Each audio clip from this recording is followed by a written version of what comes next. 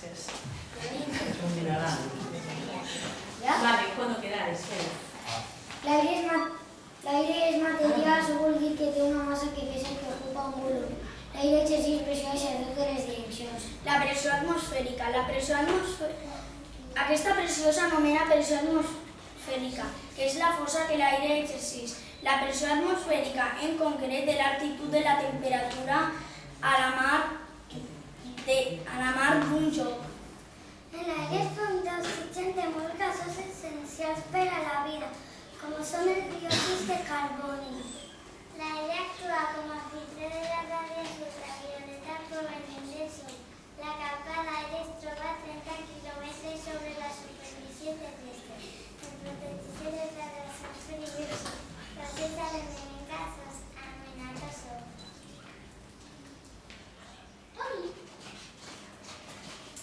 Ara hem parlat de les propietats de l'aire i ara van a demostrar aquestes propietats que hem parlat. Pablo ha parlat de que l'aire té massa, és a dir, ocupa i pesa. En aquest cas va demostrar que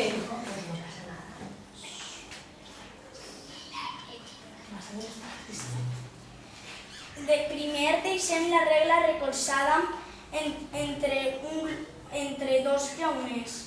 El llapis està desequilibrat entre els globus, que és difícil, els dos globus que estan en entremig. Això vol dir... Ara què passarà? Està en la meitat. I ara quan la soltem, què passarà? La regla està desequilibrada. Està mal puesta, però si tinguérem un puesto correcte d'equilibri, què demostraries? Que la regla està... que el globus està... L'aire pesa. I què faria la regla? Se n'aniria? Desequilibrat. Cap a aquest costat. Això és el que intentàvem, però bueno. Molt bé. Celia, què ens va dir? També va demostrar que l'aire, què fa? Ocupa un lugar, molt bé. Encara que no el vegem, l'aire, per als xiquets és molt difícil entendre que l'aire ocupa un lugar. Sí, què anem a fer així, Celia? Què vas a fer així?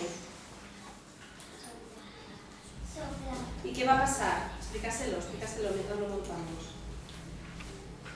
¿Podrás llenar el globo? No. ¿Por qué?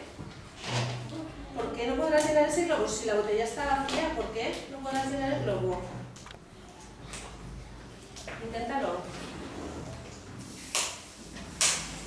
¿Puede llenar el globo? No. ¿Por qué? Porque... No, deja que lo diga ella. ¿Por qué no puedes? Porque de qué está llena la botella. De aire. Por eso no puede. Si ahora le hiciéramos una rajita en la botella, ¿qué pasaría? El aire que hay dentro saldría y entonces ella sí que podría expandir un poco más el globo. Pero como está lleno, no lo puede llenar. ¿Vale? Lo que pasa es que es algo que no se ve. ¿Vale? Y ahora Miriam y Alba, ¿qué nos van a demostrar? Que el aire, ¿qué le pasa al aire? Ocupa, ¿verdad? ¿Y qué vas a hacer? A ver. Explícalo, porque no sabes lo que estamos haciendo aquí.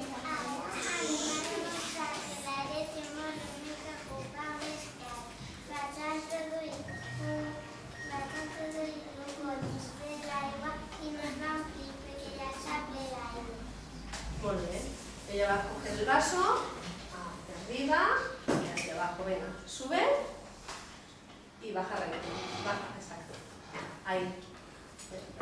Si lo veis, os puedo apreciar, lo he puesto transparente. El vaso, a pesar de que el recipiente está lleno de agua, ese agua no entra, ¿verdad? ¿Por qué no entra?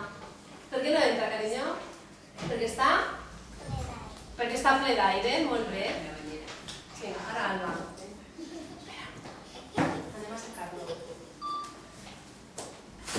I Alba què va demostrar? El mateix, però en una prova com? Sí. Si introduïm un got a una servilleta dins d'un recipient amb aigua, la servilleta no es banyarà, perquè el got ja està ple d'aire i per això l'aigua no entra dins del got.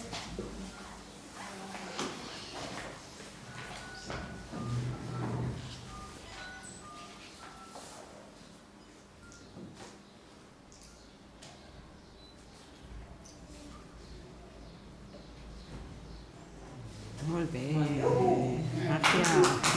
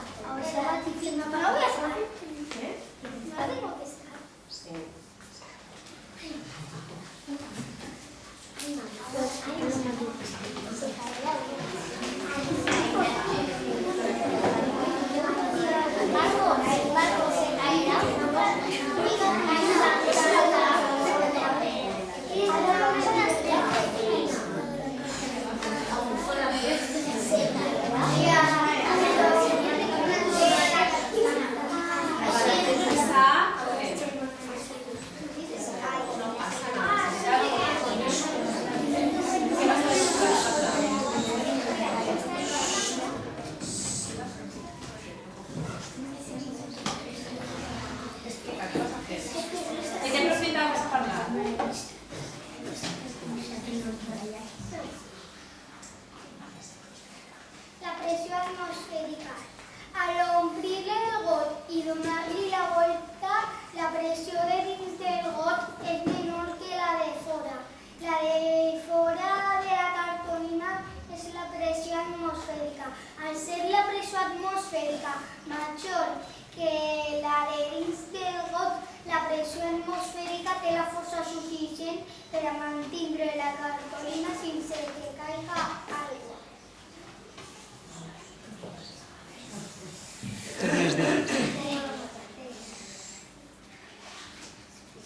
No. Con los dedos no.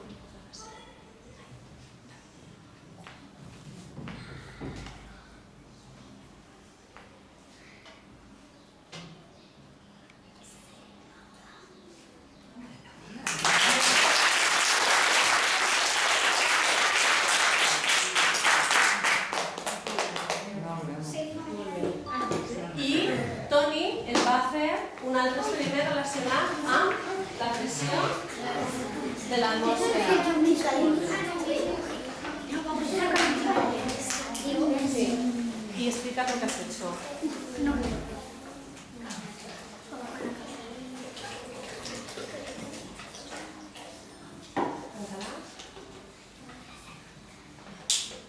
I ara ens expliques què ha passat. Así tornem a demostrar que la presión atmosférica es mayor que la presión del aire y por eso la botella es comprimís. Què has fet? Què hem fet? Omplir-la de què? Agua caliente. Molt bé. Mira, veus? Què passa? La pressió atmosfèrica és més forta De la presión de la atmósfera. que la pressió que n'hi ha dins De la botella. de la botella. I per això, La botella es comprimís. molt bé, la botella es comprimís. És que algú l'ha esclafat, però és veure visualment com la pressió exerceix i s'acosta. I hasta aquí, ¿no? Pues la clase de ciencias del taller de experiments y exposició de